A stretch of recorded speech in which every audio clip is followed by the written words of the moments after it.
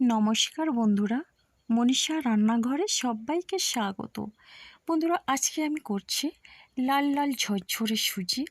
তো অবশ্যই আপনারা লাইক দিয়ে ভিডিওটি দেখা শুরু করুন, আর ভালো লাগলে লাইক, শেয়ার, কমেন্ট এবং সাবস্ক্রাইব করে আমার পাশে থাকবেন, আর ভিডিওটি অবশ্যই ফুল ওয়াচ করবেন। তো দেখুন, সুজি নিয়েছি 1 বাটির কম, আর 1 কাপ চিনি নিয়েছি, কাজু, কিশমিশ, এলাচদানা আর একটা তেজপাতা।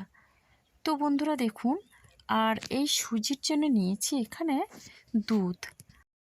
দুধটা আমি উষ্ণ গরম করে নিয়েছি, আর এটা হচ্ছে গরুর দুধ। আর এখানে নিয়েছি সুজি। তো এই সুজিটা হচ্ছে মোটা দানার সুজি, আর সুজিটা আমি ভালো করে মিশিয়ে নিচ্ছি দুধের সঙ্গে। আর সুজিটা কিছুক্ষণের জন্য আমি ভিজিয়ে রাখবো এই দুধের সঙ্গে। তো এখন আমি পরিমাণ মতো লবণ দিচ্ছি, আর এই মিষ্টির সঙ্গে, তো সুজিটা আমি একটু মিষ্টি দিয়ে বেশি করব। তো লবণ দিলে মিষ্টির স্বাদটা একটু ব্যালেন্স থাকে, আর খেতেও কিন্তু খুব সুন্দর লাগে। তো দেখুন বন্ধুরা, লবণটা দিয়ে ভালো করে মিশিয়ে নিচ্ছি, আর ঢাকনা দিয়ে রেখে দিচ্ছি কিছুক্ষণের জন্যে।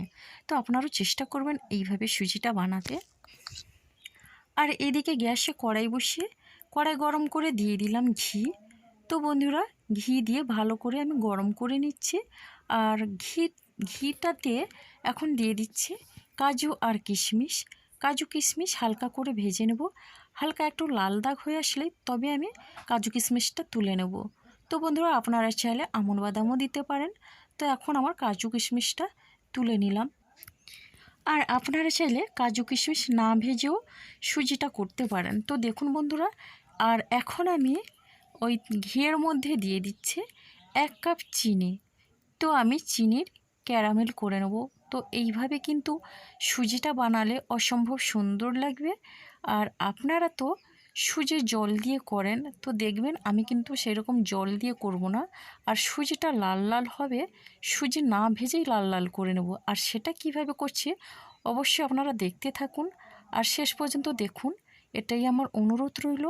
আর এটা কিন্তু খুবই সুন্দর লাগে এই রকম করে সুজি বানালে। তো আমি এখন চিনি দিয়ে ঘিয়ের সঙ্গে ভালো করে মিশিয়ে ক্যারামেল করে নিচ্ছি। তো এই ক্যারামেলটা একটু বেশি লাল করে নেব, তবে গিয়ে কিন্তু সুজিটা কালার হবে। তো দেখুন বন্ধুরা, ক্যারামেলটা প্রায় আমার রেডি হয়ে গেছে।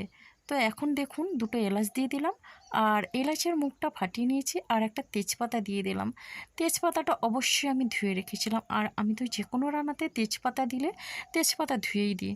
তো বন্ধুরা, এখন আমি সুজিটা দিয়ে দেবো, যে সুজিটা দুধের সঙ্গে আমি লবণ দিয়ে ভিজিয়ে রেখেছিলাম।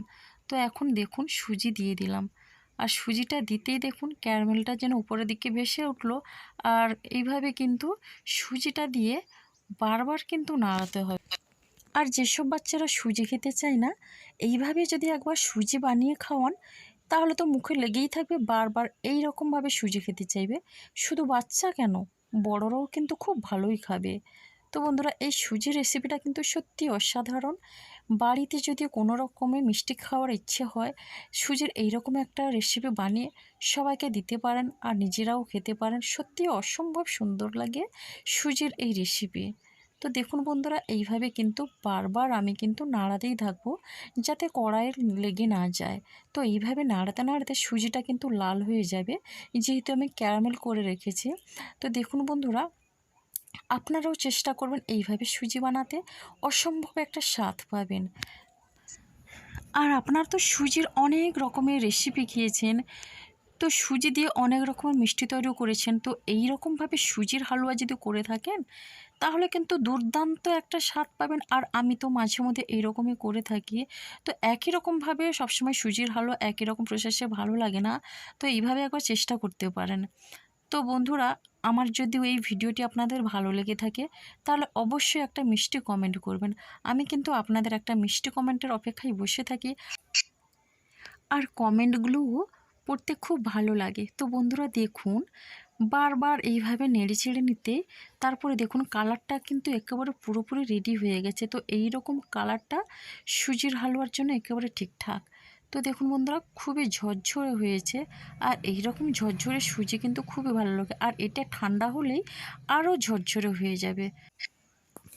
আর এখন কাজু কিশমিশ দিয়ে দিলাম, আর কাজু কিশমিশ দিয়েও একই রকমভাবে কিন্তু বারবার নাড়াতে থাকবো। সত্যি বন্ধুরা, এটা কিন্তু দেখতে যতটা ভালো হয়েছে, খেতেও কিন্তু অসম্ভব সুন্দর হয়। তো আপনারাও দেখুন, চেষ্টা করবেন এইভাবে রান্না করতে। তো সুজির হালুয়া অনেক রকমভাবে করা যায়, তবে এরকম করলেও কিন্তু দুর্দান্ত একটা স্বাদ পাওয়া যায়। আর সুজির হালুয়াটা আমার রেডি হয়ে গেছে। আর দেখুন, একটা প্লেটে আমি নিয়ে নিচ্ছি। আর এই রকম সুজির হালুয়া কিন্তু অসাধারণ লাগে। তো বন্ধুরা, আপনারা যারা এতক্ষণ আমার ভিডিওটি দেখলেন, অবশ্যই আপনাদের অনেক অনেক ধন্যবাদ আর অনেক অনেক ভালোবাসা রইল। আর আমিও কিন্তু আপনাদের ভিডিওগুলি অবশ্যই সময় করে দেখে নেব।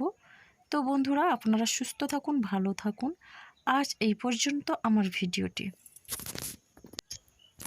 আর আগামীকাল চলে আসব আবার একটা সুন্দর রেসিপি নিয়ে। অবশ্যই আপনাদের একটু ওয়েট করতে হবে। তো চলুন বন্ধুরা, শেষ